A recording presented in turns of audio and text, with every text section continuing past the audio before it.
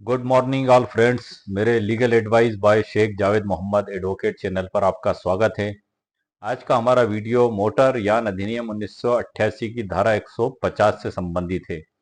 2019 में संशोधन हुआ, 1 अप्रैल 2022 को लागू किया गया। धारा 149 को हटाकर उसकी जगह नई धारा 150 लाई गई। हम इस नई धारा पर ही चर्चा करेंगे। 150 पर 149 की उपधारा 4 में 149 पूरी हटा दी गई, लेकिन ये पुरानी धारा थी जो इसकी 149 की उपधारा 4 में लिखा हुआ था कि पहले बीमा कंपनी भुगतान करेगी और बाद में गाड़ी मालिक से और धारा 150 में इसको पूरा गायब कर दिया गया। अब सवाल ये उठता है कि इसको पे एंड रिकवर भी कहते हैं हम, कि पहले भुगतान करो फिर वसूलो। तो क्या ये बिल्कुल सिद्धांत खत्म हो गया?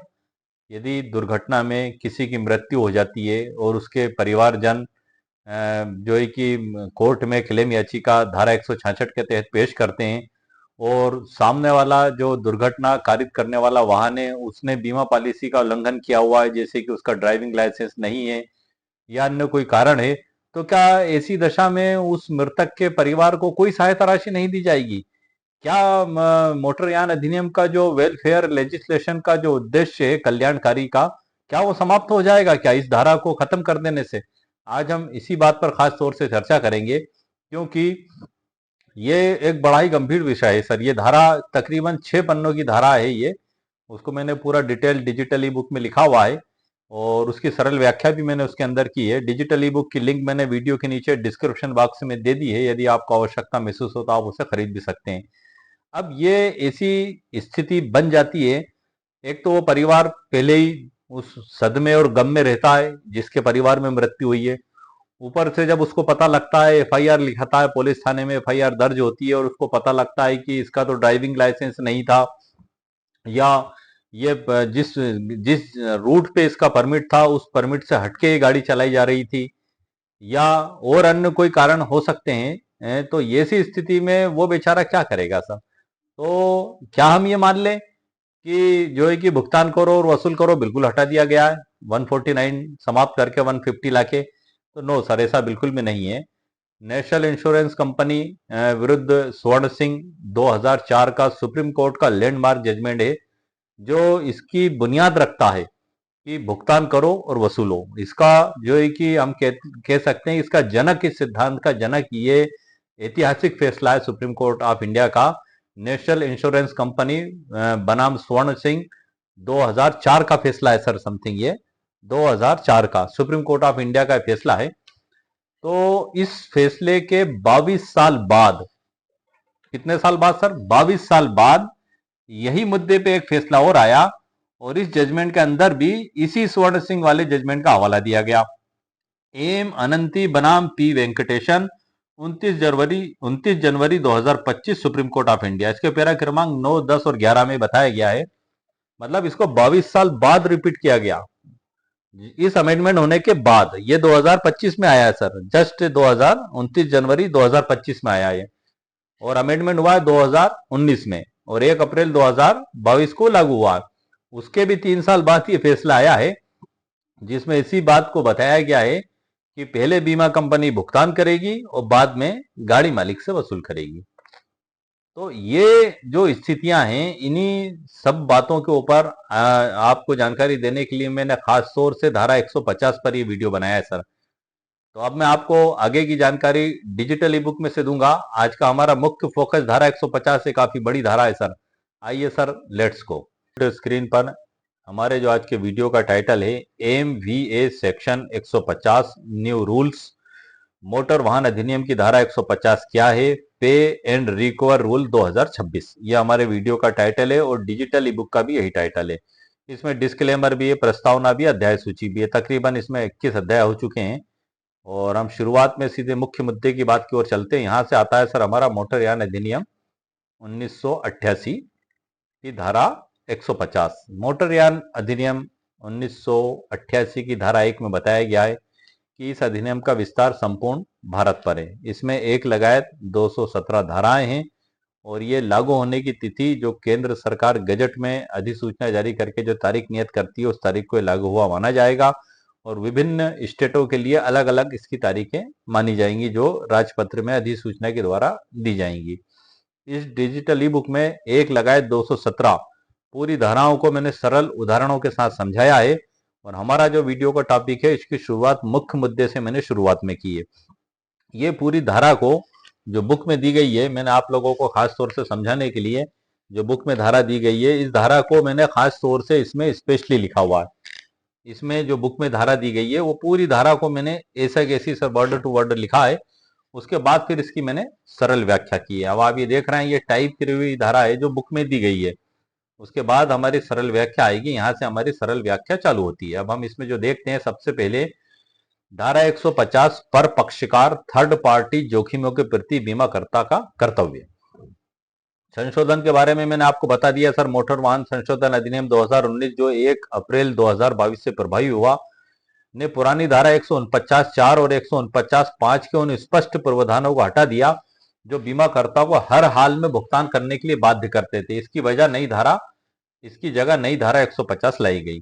अब अदालतों का जो वर्तमान रुख है हम इसको देख लेते हैं। संशोधन के बाद भी अदालतों ने माना कि बीमाकर्ता का दायित्व पूरी तरह समाप्त नहीं हो जाता है। Shri Ram general insurance company limited बनाम श्रीमती हीरो देवी 2025 सुप्रीम कोर्ट और शाखा प्रबंधक the new India insurance company limited बनाम ए सतीश 2025 सुप्रीम कोर्ट के मामले में दोहराया है कि ट्रिब्यूनल के पास आज भी कल्याणकारी मंशा के तहत पे एंड रिक्वायर आदेश देने की शक्ति है। ये जो एक्ट है सर, ये वेलफेयर लेजिस्लेशन के रूप में इसको माना जाता है, कल्याणकारी अधिनियम के रूप में। और इसका मुख्य उद्देश्य जस्ट कंपनसेशन देना, मतलब जो दुर्घटना में घायल हुआ है उसको तुरंत उचित मुआवजा दिया जाना, ये इसका मकसद है। इसका मकसद किसी को सजा देना नहीं है, बल्कि जस्ट कंपनसेशन देना इसका मकसद है। इस धारा का जो मुख्य उद्देश्य है कि यदि एक्सीडेंट में किसी तीसरे व्यक्ति मतलब थर्ड पार्टी को नुकसान होता है तो बीमा कंपनी तकनीकी कमियों का बहाना बनाकर पीड़ित को मुआवजा देने से मना नहीं कर सकती। उपधारा 1 इसकी जो कहती है, पीड़ितों को भुगतान करने का प्राथमिक दायित्व। एक बार जब बीमा कंपनी ने गाड़ी का इंश्योरेंस सर्टिफिकेट जारी कर दिया तो क्लेम कोर्ट एमएससीटी द्वारा तय किया गया मुआवजा पीड़ित को देना ही होगा, भले ही गाड़ी मालिक ने पॉलिसी की किसी शर्त का उल्लंघन किया हो, कंपनी पॉलिसी रद्द करने का कानूनी हक रखती हो, फिर भी कोर्ट की नजर में बीमा कंपनी निर्णीत ऋणी जैसा पैसा चुकाना है मानी जाएगी। वह पीड़ित को मुआवजा, अदालती खर्च और ब्याज देगी। व्याख्या, यही पैरा है जो पे एंड रिक्वायर के भुगतान वाले हिस्से को जन्म देता है। इसकी जो व्याख्या है सर कि ये देना ही होगा, ये कहां से आया सर निकल के? क्योंकि वो जो शब्द थे पे एंड रिक्वायर, बीमा कंपनी भुगतान करेगी, बीमा कंपनी भुगतान करेगी और गाड़ी मालिक से वसूल करेगी। इसको तो बिल्कुल ही गायब कर दिया गया बुक के अंदर से।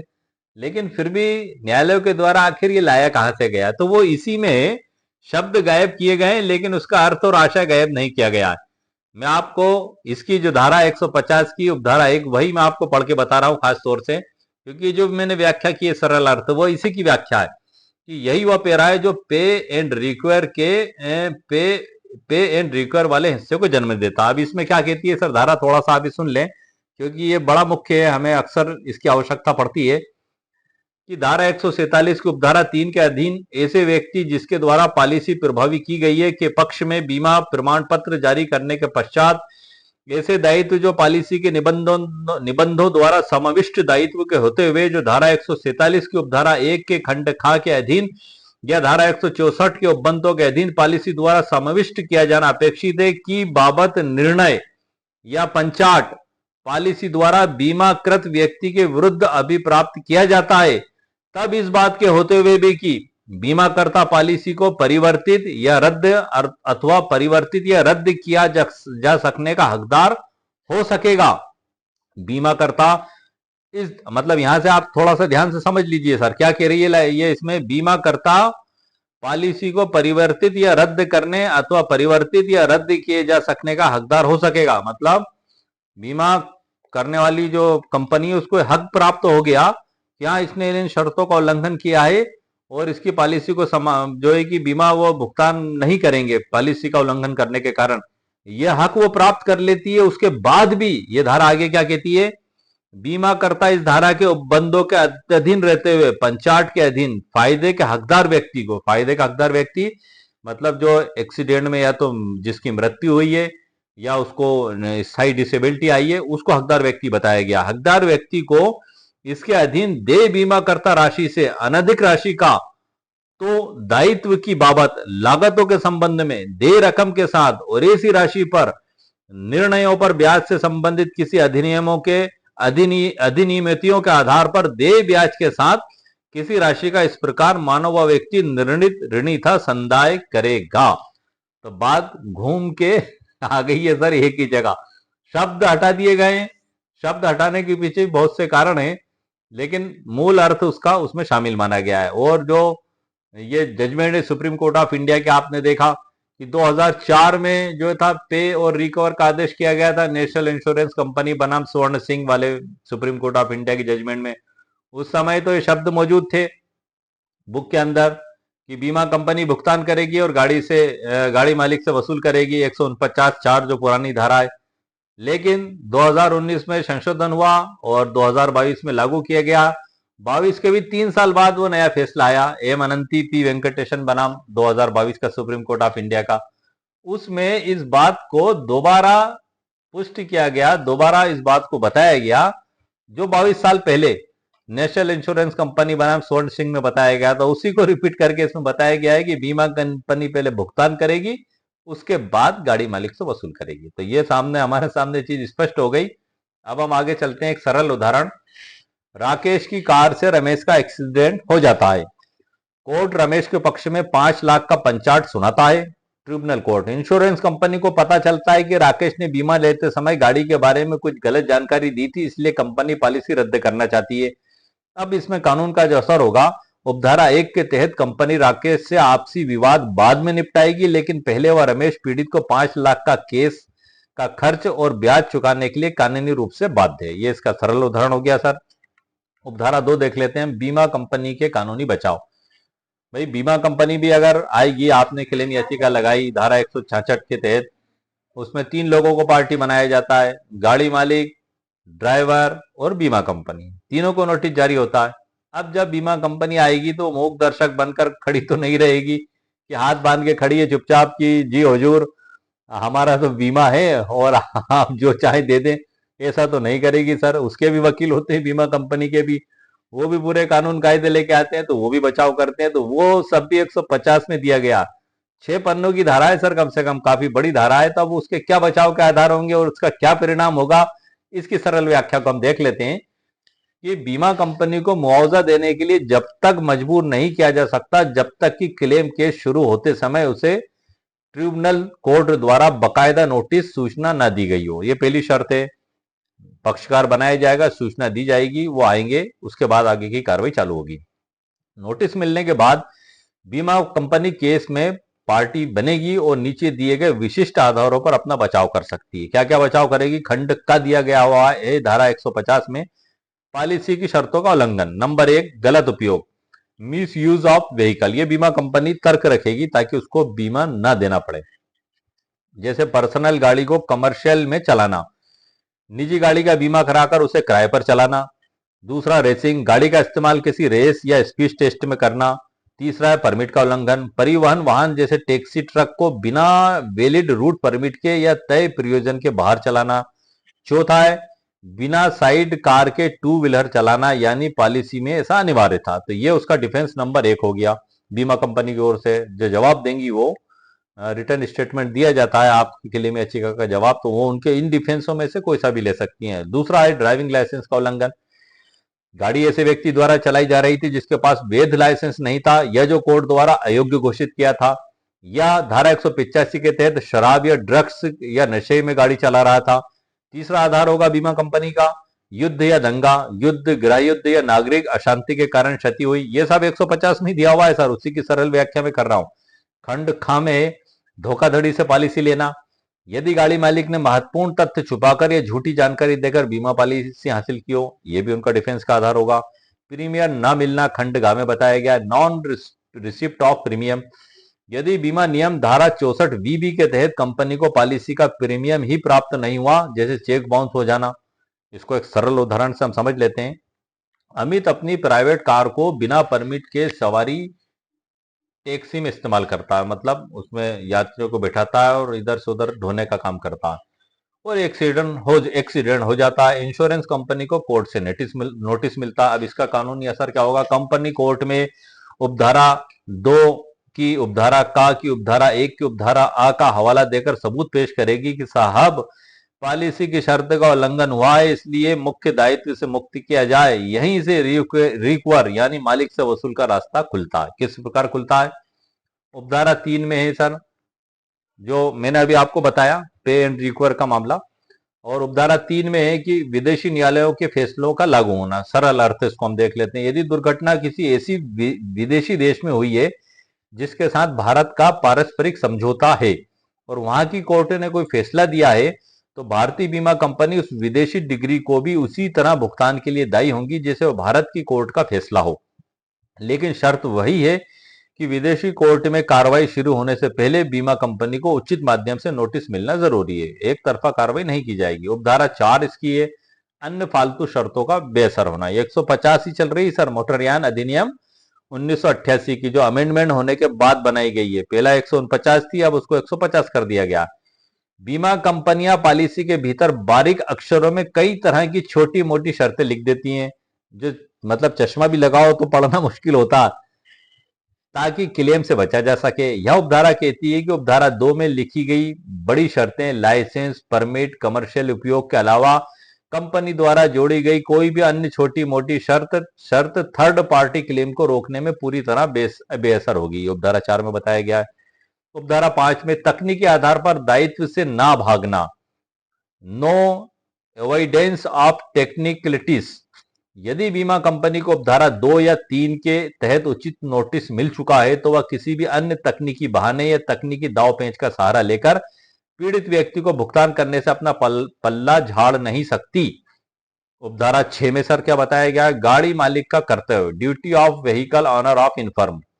कई बार एक्सीडेंट के समय पीड़ित पक्ष को यह नहीं पता होता कि टक्कर मारने वाली गाड़ी का इंश्योरेंस किस कंपनी से है।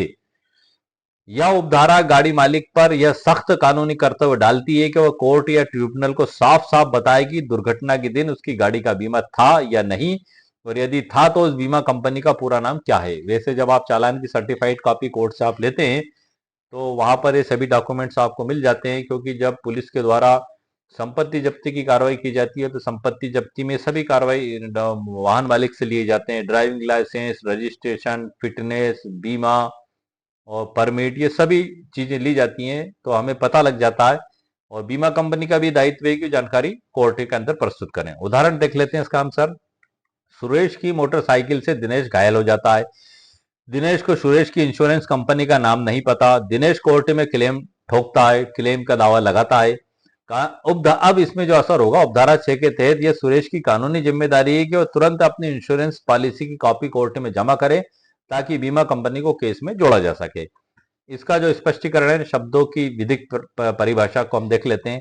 इसमें जो ये पूरी 6 पन्नों की जो डेफिनेशन दी गई है, उसमें कई शब्द इस्तेमाल हुए, उसका स्पष्टीकरण हम समझ लेते हैं। जैसे पंचाट, पंचाट का मतलब क्या होगा सर? क्लेम ट्रिब्यूनल द्वारा धारा 168 के तहत सुनाया गया अंतिम फैसला, एमएसीटी कोर्ट, उसको हम कहते हैं पंचाट। ये शब्द जो इसमें इस्तेमाल हुआ है। दूसरा हुआ दावा अधिकरण, किसको कहेंगे? तो एक्सीडेंट क्लेम निपटाने के लिए गठित विशेष कोर्ट, एमएससीटी, जिसको ट्रिब्यूनल कोर्ट कहते हैं, जहां पर विशेष तौर से एक्सीडेंट क्लेम केस सुलझ जाते हैं, उसे ही दावा अधिकरण कहा जाता है। तीसरा है पॉलिसी के निबंधनों द्वारा समाविष्ट दायित्व, ऐसा दायित्व जिसे कंपनी को निभाना ही है, भले ही वह अंदरूनी तौर पर पॉलिसी रद्द करने का मन बना चुकी हो। इस परिभाषा का यह अर्थ माना जाएगा। अगला है तात्विक तथ्य, मटेरियल फैक्ट, ऐसी जरूरी जानकारी जैसे गाड़ी की सही उम्र, पिछला एक्सीडेंट रिकॉर्ड, जिसे जानकार ही कोई समझदार बीमा कंपनी यह तय करती है कि बीमा करना है या नहीं, और करना है तो कितना प्रीमियम है। तो ये सभी जानकारी उसमें बताना होगी। इसमें अंत में मैंने नोट लिखा हुआ है, धारा 150 का ढांचा यह स्पष्ट करता है कि कानून प्राथमिक लक्ष्य पीड़ित को सुरक्षा देना है, कानून का प्राथमिक लक्ष्य। उपधारा 1, उपधारा 2 बीमा कंपनी को केवल गाड़ी मालिक के खिलाफ बचाव देती है, अतः जब उपधारा 1 और 2 का टकराव होता है, तब माननीय सुप्रीम कोर्ट में पे एंड रिकवर के न्यायिक सिद्धांत का आविष्कार करता है, अर्थात पीड़ित के लिए उपधारा 1 लागू होगी और मालिक के उल्लंघन के लिए उपधारा 2 के तहत कंपनी को अधिकार मिलेगा रिकवर का। तो ये आज के वीडियो में सर मैंने जो हमारा मुख्य टॉपिक था धारा 150 का, उसकी मुकम्मल कानूनी जानकारी आपको दे दी है। और जानकारी तो अभी और भी बहुत कुछ है सर, जो मैंने आपके लिए इस डिजिटल ई बुक में लिख के लिए रखी है, लेकिन उसमें मैं नेक्स्ट वीडियो बनाऊंगा और खास तौर से पे एंड रिकवर पे मैं स्पेशल वीडियो बनाऊंगा। जो नेशनल इंश्योरेंस कंपनी 2004 है, जैसे इस पे भी मैं स्पेशल वीडियो बनाऊंगा। लेकिन यहाँ पर मैंने आपको जानकारी जो दे दी है सर, कंप्लीट मेरे द्वारा दे दी गई है। अब अदालतों द्वारा व्याख्यापित मुख्य पेरा जिसके आधार पर आदेश होते हैं, जो मैंने आपको वीडियो के प्रारंभ में ही बता दिया, इसमें भी लिख दिया है मैंने कि 150 की उपधारा 1 की शुरुआत की पंक्तियां ही कोर्ट के लिए मुख्य आधार है, इसे ध्यान से देखें। मैंने आपको पढ़ के बता दिया सर बुक के अंदर से, इसमें लिख भी दिया है जो है एक में कि धारा 147 की उपधारा 3 के अधीन ऐसे व्यक्ति जिसके द्वारा पॉलिसी प्रभावी की गई है के पक्ष में बीमा प्रमाण पत्र जारी करने के पश्चात तब इस बात के होते हुए भी कि बीमाकर्ता पॉलिसी को परिवर्जित या रद्द करने का हकदार हो सकेगा, बीमाकर्ता इस धारा के उपबंधों के अधीन रहते हुए पंचाट के अधीन फायदे के हकदार व्यक्ति को संदाय करेगा। इस पैराग्राफ की विस्तृत विधिक व्याख्या भी की गई है सर, किस बात के होते हुए प्रभाव। ये पूरी डिटेल जानकारी सर मैंने डिजिटल ई बुक में लिखी है। लिखा तो और भी बहुत कुछ है सर, लेकिन अब मैं नेक्स्ट वीडियो में आपको बताऊंगा, क्योंकि एक वीडियो फिर काफी लंबा हो जाता है। इसलिए मैंने अब आपको इस डिजिटल ई बुक से मैं परिचित करा देता हूं सर। यहाँ से अध्याय चालू होते हैं सर इसमें, और इस डिजिटल ई बुक में समथिंग समथिंग 224 के समथिंग पृष्ठ हैं। और एक बात मैं जरूर बताऊं कि ये जो डिजिटल ई बुक में बनाता हूं, तो इसके पृष्ठों की संख्या पर आप ना जाइएगा। हो सकता है कोई डिजिटल ई बुक मेरी 100 पृष्ठ की भी हो या 80 पृष्ठ की भी हो, लेकिन आपको मिलेगी इसमें बड़ी पुख्ता और मजबूत जानकारी। जैसे कि मैंने सबसे पहले बनाई थी तारीख पे तारीख, शिल्प क्रिया संहिता पे, कि सालों हो जाते हैं मुकदमा लड़ते हुए, और उसके बाद फिर हम क्या कर सकते हैं, इसी स्थिति में हमें क्या कोशिश करना चाहिए। तो उस पर मेरी वो ई बुक मुश्किल से 90 या 100 पृष्ठ के आसपास है, लेकिन मैंने उसमें उन मुख्य सिविल प्रक्रिया संहिता के आदेशों को, धाराओं को और सुप्रीम कोर्ट ऑफ इंडिया के जजमेंट्स को शामिल किया है, कि उससे आप एक प्रोसीजर पता लगा सके। हर चीज की कंडीशन और परिस्थिति अलग होती है सर। कोई डिजिटल ई बुक हो सकता है आपको 1000 पन्ने की भी मिल सकती है मेरी, जैसे कि अभी मैंने मुस्लिम विधि पे बंटवारे पे मैंने बनाई है, लगातार 42 वीडियो अपलोड किए मेरे चैनल पर। उसकी डिजिटल ई बुक कब तकरीबन 900 पन्ने की हो गई है। कारण क्या है? क्योंकि जो कुरान पाक की जो आयत 11, 12 और 176 है, ये पारा नंबर 4 सूरह अन्निसा लंतन अलू में दी गई है। तो उसमें मैंने एक एक हिस्से को अलग अलग तरीके से, अलग अलग उदाहरणों के साथ समझाया है। उसका एक भी पहलू ऐसा नहीं रहा है कि उसमें किसी का कोई हिस्सा बाकी रह जाए। वो ऐड होते गए, वो बढ़ती चली गई। तो हर डिजिटल ई बुक की कंडीशन अलग हो सकती है। और अब जैसे कि ये जो डिजिटल ई बुक है, इसमें मैंने प्रारंभ में ही एक लगाए 217 धारा इसमें शामिल कर दी सर। अब ये होता है क्या है कि मैं इनको छोटी छोटी डिजिटल ई बुक बना था, तो मैं चाहता हूं कि एक में ही आपको सारी सामग्री आसानी के साथ मिल जाए। सभी में ऐसा संभव नहीं है, लेकिन जहां तक हो सकता है संभव। अब इसमें जो नई चीजें ऐड होंगी, वो इसमें ऐड होती चली जाएंगी, ये मेरा प्रयास है। और इसमें तकरीबन 21 अध्याय हो चुके हैं। और जो अच्छा, आप जो अगर आप इस टाइटल से खरीदेंगे, जैसे एमबी एक्ट सेक्शन 150, ये जो वीडियो का टाइटल है, तो आपको मुख्य शुरुआत मुद्दे में सारी जानकारी आपको मिलेगी। और स्पेशल जो जानकारी आपको उस डिजिटल ई बुक में मिलेगी, जैसे ये इस टॉपिक पे बनाई है। दूसरी में मैं इसका सारांश शामिल करता हूँ सर, मुख्य मुख्य, ताकि आपको उसके बारे में पता लग सके। और ये पूरी डिजिटल ई बुक है सर, मैं पिछले कई वीडियो में इससे परिचित करा चुका हूँ। और इसको आप नोट्स के लें, पीडीएफ के लें। और डिजिटल दुनिया में इसको डिजिटल ई बुक कहा जाता है, तो मैं भी डिजिटल ई बुक कह देता हूं सर। और ये एक problem solution digital e book है सर। एक मेरा प्रयास है कि आपके सामने यदि कोई समस्या पैदा होती है, तो आप उसका हल क्या क्या निकाल सकते हैं। दिस इज ओनली फॉर प्रयास, दावा नहीं है सर। दावा तो कोर्ट के द्वारा किया जाएगा, जो फैसला दिया जाएगा। यदि हम उससे असंतुष्ट होते हैं, तो हम अपील करेंगे 173 के तहत। क्योंकि ये एक कोशिश है, एक एडवोकेट्स का वर्क, अपने क्लाइंट्स को कोर्ट में ज्यादा से ज्यादा मुआवजा राशि दिलाना और तुरंत केस का निराकरण कराना। तो उसमें क्या क्या हमें सहयोग मिल सकता है, इस डिजिटल ई बुक में आप देखेंगे तो सर काफी सर्वोच्च न्यायालय की न्याय दृष्टांत मैंने शामिल किए हैं। तकरीबन अगर आप सभी जोड़ लेंगे तो 15-20 से ऊपर इसमें मुख्य मुख्य जो लैंडमार्क जजमेंट्स है वो मैंने शामिल किए हैं। वो आपको बुक में नहीं मिलेंगे सर। ये जो बुक है आपको इसमें नहीं मिलेंगे। इसमें सरल उदाहरण नहीं मिलेंगे, सुप्रीम कोर्ट ऑफ इंडिया के जजमेंट्स नहीं मिलेंगे।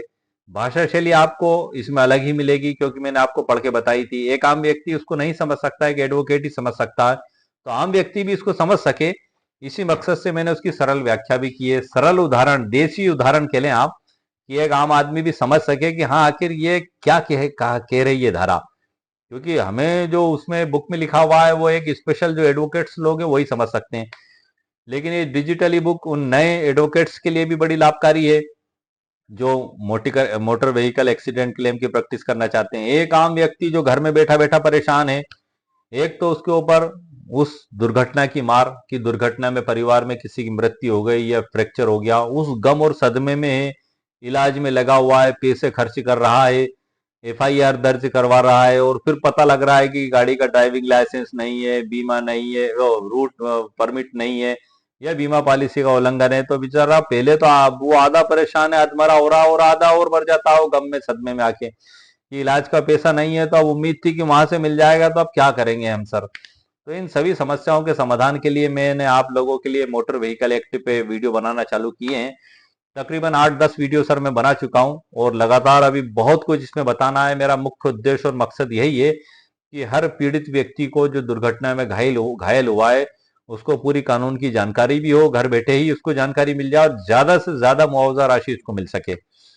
जैसा कि आपने देखा था कि तकरीबन 4 दिन पहले मैंने एक बड़ा ही महत्वपूर्ण फैसला पे वीडियो बनाया है। बड़ा ही लैंडमार्क जजमेंट है सर, हंसराज विरुद्ध मुकेश नाथ, 6 मई 2026 का फैसला है वो।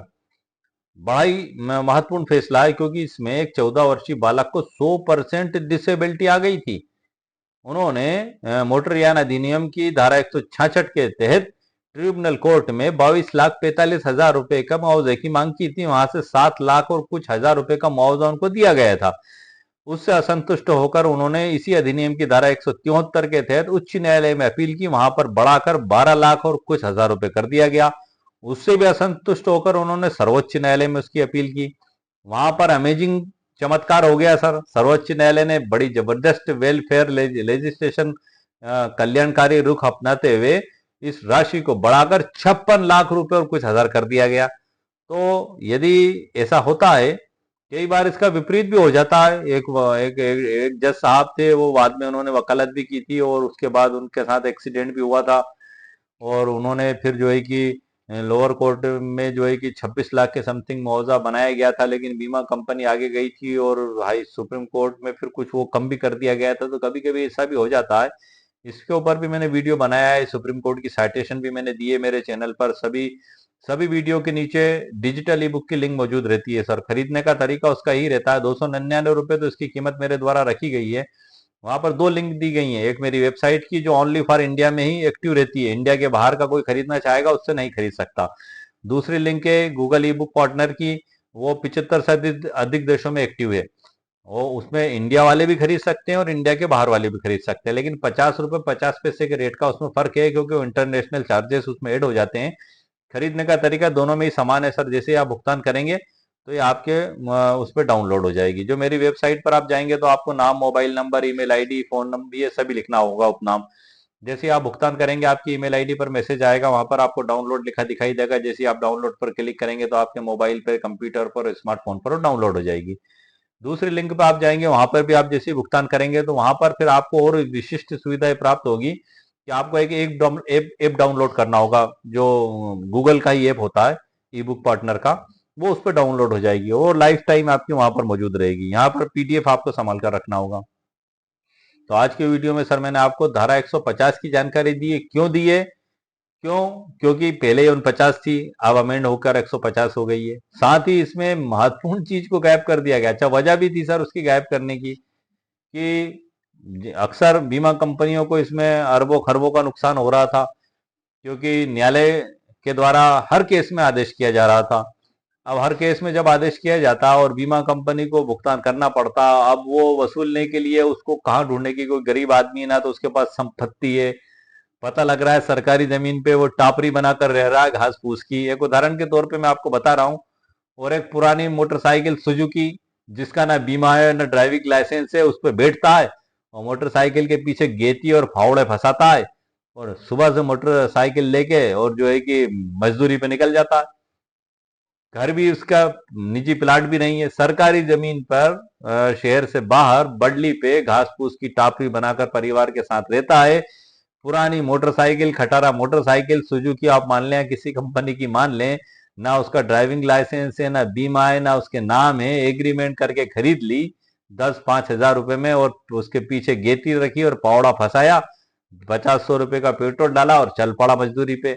अब रास्ते में उसकी टक्कर हो गई किसी व्यक्ति से और खुदा ना खास्ता उसकी हो गई मृत्यु। अब यहीं से सारा मामला उठ के सामने आता है कि अब वो मृत्यु तो हो गई, अब उसकी गाड़ी मालिक की और गाड़ी के क्या हाल है। न्यायालय ने सपोज करो कि 15 लाख, 20 लाख, 50 लाख, 60 लाख का मुआवजा उसमें कर दिया और कहा कि जो है कि पहले भुगतान करें और बीमा कंपनी से वसूल करें। तब ऐसी दशा में बीमा कंपनी किसी भी हाल में उससे किसी भी प्रकार से वसूल कर ही नहीं सकती, क्योंकि सब कुछ खुली किताब आपके सामने है। तो ये लगातार हर प्रकरण में हो रहा था, तो संसद में बिल पेश किया गया और 2019 में संशोधन हुआ, फिर वो लागू किया गया। तो अब यहां पर जब लागू कर दिया तो बीमा कंपनी का नया ही रुख आ गया। पहला बीमा कंपनी बर्बाद हो रही थी और नष्ट हो रही थी, अब बीमा कंपनी उसका दुरुपयोग करने लगी और बीमा कंपनी हर जगह ये डिफेंस लेकर आती कि 149 धारा हटा दी गई है, पे एंड रिकवर शब्द ही हटा दिया गया है कि पहले बीमा कंपनी भुगतान करेगी और गाड़ी मालिक से वसूल करेगी, शब्द को ही गायब कर दिया गया है धारा 150 में, तो हम लायबल नहीं है। लेकिन इन सब चीजों को देखने के बाद भी सर्वोच्च न्यायालय ने 150 की उपधारा 1 की जो इंटरप्रिटेशन की कि शब्द जरूर हटा दिया गया है लेकिन आशय उसका वही है। और साथ ही इसकी पुष्टि किसके द्वारा की गई, नेशनल इंश्योरेंस कंपनी बनाम स्वर्ण Singh 2004 supreme court of India का जजमेंट है जो अमेंडमेंट से पहले का है। और अमेंडमेंट के बाद एम अनंत सिंह, एम जो है कि पी वेंकटेशन, एम अनंती बनाम P Venkatesan 29 January 2025 supreme court of India का, इसके जजमेंट के पैरा क्रमांक 9, 10, 11 में बताया गया 22 साल बाद, स्वर्ण सिंह के 2004 के जजमेंट के 22 साल बाद इसमें और अमेंडमेंट के 3 साल बाद इसी बात की पुष्टि की गई कि बीमा कंपनी भुगतान करेगी और गाड़ी मालिक से वसूल करेगी। तो ऐसा नहीं है कि अधिनियम समाप्त कर दिया गया है। इस अधिनियम का मुख्य उद्देश्य वेलफेयर लेजिस्लेशन का है और आगे भी रहेगा। ये सर्वोच्च न्यायालय के द्वारा इन जजमेंट्स में बता दिया गया है। बहुत से जजमेंट्स मैंने मेरे इसके अंदर भी लिखे हुए हैं। तो यदि कोई व्यक्ति इस प्रकार से जो है कि आहत हो भी जाता है या तो उसको घबराने की और चिंता करने की जरूरत नहीं है, वो कोर्ट में क्लेम याचिका दाखिल करे और कल्याणकारी अधिनियम होने के कारण उसको जरूर सहायता राशि कोर्ट से मिलेगी, क्योंकि इसमें सर कोई दो पार्टियों की कोई दुश्मनी का सवाल नहीं है, ना कोई जमीन का विवाद है, ना कोई मकान का विवाद है, ना कोई रुपए के लेन देन का विवाद है, ना कोई पड़ोसियों का विवाद है, ना कोई लड़की की छेड़ाछाड़ी का विवाद है, कोई विवाद इसमें नहीं है सर। ना कोई अपहरण का विवाद है, ना कोई बलात्कार का, ना कोई चोरी का विवाद है, कोई विवाद है ही नहीं इसमें। ये तो एक अचानक हुई दुर्घटना होती है, तो इसलिए इसमें सहायता राशि दी जाती है। तो आज के वीडियो में सर मैंने आपको मुकम्मल कानूनी जानकारी प्रदान कर दी है और मैं नेक्स्ट वीडियो स्पेशल इसकी पूरी लिस्ट के साथ लेके आऊंगा। वैसे मैंने सारी जानकारी इसमें दे दी है, लेकिन स्पेशल रिक्वायरमेंट एंड पे स्पेशल वीडियो में इसके लिए आपके लिए लेकर आऊंगा। आज की वीडियो में मैंने मुख्यतः धारा 150 की सरल व्याख्या की है और उम्मीद है आपको मेरा वीडियो पसंद आया होगा। मेरे वीडियो को आप लाइक भी करें, शेयर भी करें और सब्सक्राइब भी करें। ओके, शुक्रिया, थैंक यू सर।